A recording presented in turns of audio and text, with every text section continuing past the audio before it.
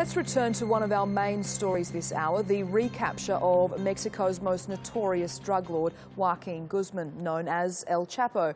We're joined now by Laura Carlsen. She's a political analyst based in Mexico. Laura, thank you so much for your time. The president proudly tweeted, "Mission accomplished," to announce the government had recaptured El Chapo. But that certainly hasn't overshadowed the embarrassment of the drug baron escaping from prison not once but twice. Given President Peña Nieto's determination to save face on this issue, why would he extradite El Chapo to the US and not deal with him himself? That's the big question right now. The United States is exercising a great deal of pressure to have El Chapo Guzman extradited. And clearly, if he is extradited, the message is that Mexico cannot assure that he will be sentenced and be held in prison because it has this terrible record of already 2 escapes. And those 2 escapes were not just technical problems in terms of the high security prisons. Everyone knows, and it's still not resolved in terms of exactly who's responsible, but everybody knows that these escapes were a result of corruption. So President Peña Nieto is kind of between a rock and a hard place. If he keeps El Chapo, there will be a lot of displeasure on the part of his main ally, the United States government, which is already filing the extradition papers. And if he doesn't, if he extradites him to the United States, in a sense, it'll be an admission of failure. Clearly, the Mexican government is viewing this as a major coup, that they have recaptured the nation's most wanted man. But in terms of the difference that him being behind bars making to the drug trade at large, is there going to be much of a difference? No, there won't be much of a difference. And we already know this because he was behind bars before.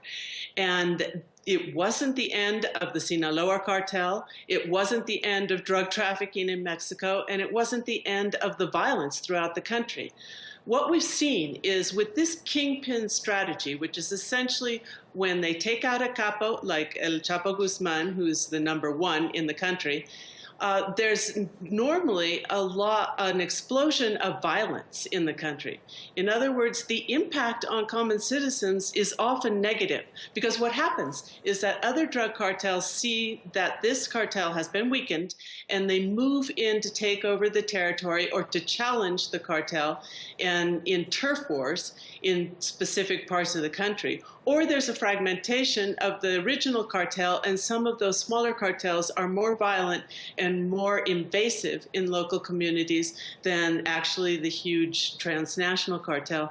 So we're going to have to be on the lookout here in Mexico, and this will be the responsibility of the government to make sure that that explosion of violence is controlled, and that the capture of El Chapo Guzman that they're so proud of doesn't result in a worsening of the situation of both drug trafficking and public safety here in Mexico. Laura, so many nations talk about fighting the war on drugs, winning the war on drugs. Given what you have just said, is that even remotely possible? There's a growing consensus that it is absolutely not possible. And that consensus is based on over 40 years of history with this policy, mostly exported by the United States government. It has not resulted in diminishing the flow of illegal drugs to the United States. It has not improved public safety for the most part in most countries, and Mexico here is the classic example.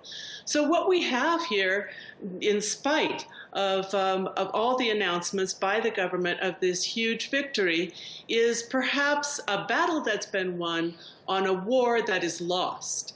Because really, there's no way to end this war through this confrontation with the major drug cartel leaders, and without going to what the real roots are, which have to do with prohibition, which have to do with the some $40 billion that Mexico earns every year in illegal drugs going to mostly the U.S. market, and that have to do with the kinds of corruption and complicity that are so widespread between government authorities and the drug cartels in Mexico and in other countries as well. Laura, I think one of the most interesting parts of this story is that El Chapo was actually the architect of his own undoing by going to movie producers in the hope that they would make a film, and they then dobbed him in, if you like, to the authorities. But by and large, he is quite a popular figure with the public, having donated money to hospitals and schools and so forth. Given that, how has the public responded to his recapture? The public has responded with a great deal of skepticism here in Mexico. There are parts, especially in his home state of Sinaloa, where he is popular and where they do not welcome this news. They think it's going to have effect on their local economies. They do see him as a benefactor of the local communities, and they believe that this will lead to more violence and some economic disruption. But there's also a great deal of belief that, as we were discussing before, this is not going to make a difference in the violence. If you look at the social networks, and I've been following what's being said both in the newspapers, in the media, as well as in the social networks, what they're saying is that this is not going to affect the situation of public safety here in Mexico, that this is largely a public relations move on the part of President Peña Nieto, that it was necessary. It's a criminal. He has to be behind bars, but it's being used to redeem the image of Mexico at a time when it's very low. There's a huge problem with the falling peso. There's a huge problem with corruption scandals, with the violence in the case of Ayotzinapa, 43 disappeared students, and other crimes that are going unsolved in the country. So it was needed a kind of a display of strength like this. And what people believe is that the government's more focused on the image than it is on the real problems that the citizens are facing, and that the capture of El Chapo Guzman is not going to resolve those problems. We do live in troubling times. Laura Carlsen in Mexico, really appreciate your insight.